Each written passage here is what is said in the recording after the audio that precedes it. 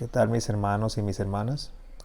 En esta oportunidad vamos a abordar el clip número 20, reflexiones en tiempos de cuarentena. Venimos hablando todas las semanas acerca de la vida de Sansón, tomando algunos ejemplos de conducta de él y reconociendo más bien la misericordia y el amor de Dios en la conducta humana. La mayoría de las veces cuando se enseña Biblia se concentra mucho en los personajes bíblicos como ejemplos a seguir, de los cuales podríamos tomar muchas cosas buenas, muchas cosas de las cuales nos pueden servir a nosotros de ilustración de vida, pero básicamente el mensaje contenido en la Biblia es la misericordia de Dios, es el amor de Dios, y Jesús en ese mensaje lo que él le dijo a los fariseos, que si fueran a los escritos de Moisés, a los profetas y a los escritos, entonces de él verían que hablan todos estos documentos. Bueno, de la misma manera todo el Nuevo Testamento nos lleva a Jesús. En esta oportunidad, en el clip número 20, le he llamado una conciencia cauterizada. Vamos a adelantarnos un poco en los capítulos porque hemos venido estudiando a partir de los capítulos número 13 del libro de Jueces, el 14, pero hoy vamos a pasar hasta el 16 y vamos a leer a partir del verso 23 al 31. Recordemos que el mensaje de hoy le he puesto una conciencia cauterizada. Dice así el texto: Entonces los principales de los filisteos se juntaron para ofrecer sacrificio a Dagón, su dios, y para alegrarse, y dijeron: Nuestro Dios entregó en nuestras manos a Sansón nuestro enemigo. Y viéndolo el pueblo, alabaron a su Dios diciendo: Nuestro Dios entregó en nuestras manos a nuestro enemigo y al destruidor de nuestra tierra, el cual había dado muerte a muchos de nosotros. Y aconteció que cuando sintieron alegría en su corazón, dijeron: Llamad a Sansón para que nos divierta. Y llamaron a Sansón de la cárcel, y sirvió de juguete delante de ellos, y lo pusieron entre las columnas. Voy a hacer una pausa aquí. Aquí Sansón, después de haber sido un juez de Israel por 20 años, después de haber sido un hombre fuerte, aparentemente, ya vimos que tenía unas debilidades y más de las que podemos imaginar, se encuentra haciendo el ridículo, se encuentra siendo juguete de un grupo de personas, bastantes miles de los que estaban ahí, pero al final de cuentas es burla y es escarnio de estas personas que pensaron que lo que los dioses habían hecho era entregarle a Sansón, y lo menos que pueden ellos imaginar es que fue más bien que Dios, nuestro Señor Dios Todopoderoso, se apartó de Sansón. No es que los dioses que son de hierro y de madera y de yeso pudieran hacer algo, sino que el Dios que sí está vivo, que el Dios que tiene poder, que el Dios que tiene presencia, se apartó de Sansón y lo dejó a su decisión, a su permisividad. O sea, le permitió tomar las decisiones, las cuales fueron erradas, pero ese es nuestro Dios, nos permite a nosotros tomar decisiones. Y dice el texto que Sansón, después de que fue capturado y le fueron sacados los ojos, eso está en los versos anteriores, fue llevado a la cárcel, ahí estuvo durante un tiempo, hasta que le empezó a crecer la cabellera, estaba dándole vueltas a un molino, se le conoce como el molino de asno, porque para moler las cosas se utilizaban piedras pequeñas de diferentes tamaños, pero esta era tan grande que se necesitaba un asno para poderle dar la vuelta, y por la fuerza que Sansón tenía, entonces él estaba dando vueltas a eso. Era algo que era una especie de cruz. Entonces había un hombre en cada lado de la cruz, y ella donde daba vueltas, entonces la piedra se movía, y esos 4 hombres constantemente la estaban moviendo, y ahí era donde se molían los granos. Ellos no se habían percatado, no habían visto que Sansón estaba solo dándole vuelta al molino de asno, entonces no se habían enterado de que la fuerza ya había regresado a él, y por eso es que después se topan con la sorpresa de que Sansón destruye todo. Sansón, cuando está ahí, entonces hay un muchacho que él le pide que lo lleve hasta donde están las columnas, donde está celebrándose todo, después de que hacen escarnio y burla de él. y él lo lleva donde él posa sus dos manos y después bota las columnas. Todo esto es parte de la historia. Necesitamos mucho tiempo para poder analizar cada verso. Sería hermosísimo. Duraríamos un montón de tiempo analizando cada verso. Pero estamos haciendo, como les dije, algo muy general para poder abordar la prédica del próximo sábado, a la cual le he llamado el estilista más caro del mundo. Bueno, Sansón dice que ellos sintieron alegría y lo llamaron para hacer burla de él. Y Sansón en el verso 26 le dice a un joven que le guiaba de la mano, una especie de lazarillo: acércame, hazme palpar las columnas sobre las que descansa la casa, para que me apoyes sobre ellas. Y la casa estaba llena de hombres y mujeres, y todos los principales de los filisteos estaban allí. Y en el piso alto había como 3000 hombres y mujeres que estaban mirando el escarnio de Sansón, o sea, estaban disfrutando de toda la burla que se le estaba haciendo a él. Entonces clamó Sansón a Jehová y dijo: Señor Jehová, acuérdate de mí, fortaléceme, te ruego solamente esta vez, oh Dios, para que de una vez tome venganza de los filisteos por mis ojos. Aquí es donde voy a hacer una pequeña pausa en lo que estamos leyendo hoy, porque recuerde que el mensaje de hoy se llama una conciencia cauterizada. Sansón había sido escogido, igual que su madre, para un propósito. Había sido escogido por Dios y tenía un destino, lo que tenía que hacer. Él, dentro de lo que Dios le permitió, él tomó sus propias decisiones, pero las tomó mal. Fue algo escalonado. Primero se quiso casar con una mujer filistea. Como les expliqué, el texto dice que esto era de Dios. Cuando dice que esto era de Dios, lo que significa es que Sansón tuvo la oportunidad de tomar sus propias decisiones.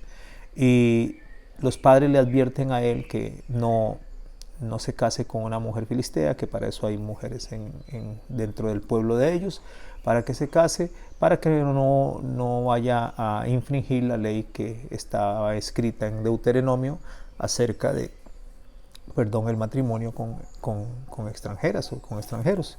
Bueno, Sansón hace caso omiso a eso y le dice a ellos que esta es la que le gusta, esta es la que a mí me gusta, dice, esta es la que me agrada, metiendo cabeza en lo que él quería. O sea, esto es lo que me gusta, esto es lo que quiero y listo. Y nosotros como seres humanos somos muy dados a ese tipo de conducta, a pensar en lo que nos gusta más que en lo que nos conviene, a pensar más en lo que nos entretiene más que en lo que nos edifica.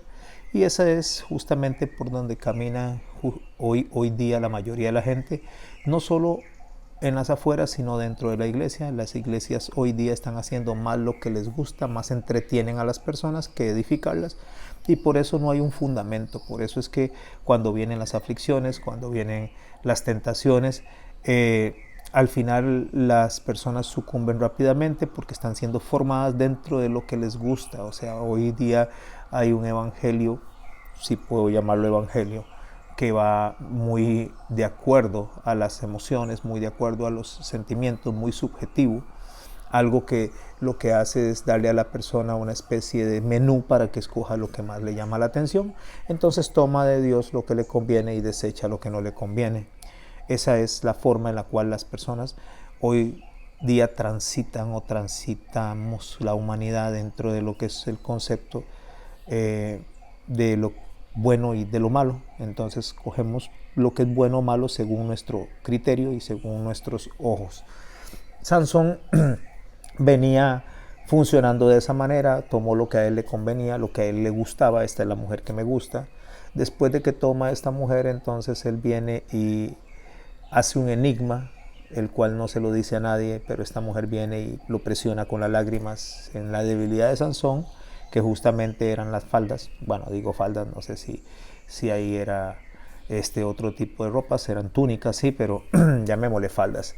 Las faldas sucumbe ante las lágrimas de ella y ante la manipulación, la forma en que ella se condujo para poderlo convencer que le dijera el enigma. Viene y le dice el enigma a ella, o sea, lo que sería una especie de adivinanza, y dentro de ese enigma y esa adivinanza iba encerrada la confianza, por lo menos la que él creía tenerle a ella, y bueno, todo esto termina mal porque vienen y la terminan matando a ella, no Sansón, pero los del pueblo la terminan matando a ella, al padre, eh, Sansón le sale toda la venganza y viene y agarra una zorra, les prende la cola y empieza a quemar los cultivos de los filisteos. Zorrobombas le llama a un colombiano una vez que escuché hablando de esto. Y ahí Sansón empieza a sacar todo lo que está en su corazón, todo ese orgullo, todo ese montón de problemas. Después de eso viene y Sansón empieza escalonadamente a hacer cosas incorrectas. Como les digo, es poco tiempo para poder abordarlo todo. Llega a conocer incluso a una prostituta. Se llega a ella cuando no solamente no tenía que estar con extranjeras, mucho menos con prostitutas. Se llega a ella y cuando su vida está complicada, viene y conoce a Dalila y cae en las redes de los encantos de Dalila. Se enamoró de ella, dice el texto, se enamoró de Dalila, y eso fue peor para él porque lo terminó de cegar, porque terminó cayendo no solamente porque le gustaban las mujeres, sino también porque sus emociones y sus sentimientos habían caído. No se da cuenta cuando Dios lo deja y se encuentra en la posición en la que estamos hoy, donde Sansón le han sido sacados los ojos, está atado a una piedra del molino de asno, es llevado por un lazarillo a las columnas para que lo destruya. Él viene y hace la destrucción y dice esta expresión que es la que me lleva a hablarles a ustedes de una mente cauterizada, de una conciencia cauterizada. Voy a volverlo a leer, el verso 28 del capítulo 16 dice: entonces clamó Sansón a Jehová. Esto suena muy bien. Clamar a Jehová es lo que tenemos que hacer cuando hacemos lo incorrecto. Clamar a Jehová por perdón, clamar a Jehová por misericordia, hablarle a Dios, pedir que el Señor venga a nuestras vidas, que el Señor nos corrija nuestro entendimiento, corrija nuestro corazón. Eso suena bien. Y dijo, estas son las palabras de Sansón: Señor Jehová, acuérdate ahora de mí, acuérdate ahora de mí. Todo va bien en esa oración. O sea, ahí hay un arrepentimiento, ahí hay una especie de reconocimiento, y le dice: acuérdate de mí y fortaléceme, te ruego, solamente esta vez, oh Dios. Hasta ahí vamos bien. Hasta ahí es una oración que está acorde a lo que el Señor desearía de nosotros. Y lo que le dice es para que de una vez tome venganza. Escuche, para que de una vez tome venganza. ¿De qué? De los filisteos por mis ojos. Ahí está la conciencia cauterizada. Ahí no hay un arrepentimiento donde hay excusas, pedir disculpas cuando hay orgullo, cuando ponemos excusas, cuando nosotros empezamos a tratar de buscar la justicia para nosotros, tratamos de explicar de una manera subjetiva nuestro accionar, y no logramos ver bien lo que hemos hecho y corregimos esa conducta. Eso no es arrepentimiento, eso simplemente son excusas. Y entonces una disculpa que conlleva orgullo, lo único que se convierte en excusas más que en un arrepentimiento. Lo que Sansón estaba era queriendo venganza. Eso es lo que quería. Él no pensó, no recapacitó en decir: mira, ofendí a Dios, ofendí el ministerio que él me dio, ofendí el testimonio hacia el pueblo. Siendo yo un juez de Israel, lo que hice fue conducirme completamente mal. No llegó a ese convencimiento. Sansón murió pensando en vengarse él mismo por sus ojos, y le pidió a Dios que le permitiera y le diera fuerza para eso. Ya la fuerza la tenía, ya estaba en el molino de asno dándole vuelta. La fuerza no radicaba en su cabello, la fuerza radicaba en que Dios se la daba y Dios se la quitaba. Entonces Dios se la dio en una oportunidad cuando él vino a nacer dentro de ese pueblo, y Dios se apartó de él, perdió la fuerza, porque la fuerza, como le digo, no estaba en los cabellos, estaba en la presencia de Dios, y eso es lo que vamos a enfatizar este sábado. Pero Sansón, lejos de darse cuenta de lo que es estar en la presencia de Dios o no, que eso es lo más terrible, él no se dio cuenta, ni se dio cuenta. Estaba tan cauterizada la mente, estaba tan mal la forma en que pensaba, en que actuaba, que no se dio cuenta que ya Dios no iba caminando con él, que simplemente estaba caminando en una voluntad permisiva. Entonces dice el verso 29 del capítulo 16, dice que asió luego Sansón las dos columnas en medio sobre las que descansa la casa, echó todo su peso sobre ellas, su mano derecha sobre una y su mano izquierda sobre la otra, y dijo Sansón: muera yo con todos los filisteos. Entonces se inclinó con toda su fuerza, y cayó la casa sobre los principales y sobre todo el pueblo que estaba en ella. Y los que mató al morir fueron muchos más que los que había matado durante su vida. Y descendieron sus hermanos y toda la casa de su padre. Le tomaron y le llevaron, le sepultaron entre Sora y Estaol, y en el sepulcro de su padre Manoah, y juzgó a Israel por 20 años. Hermanos, esta es la enseñanza de hoy.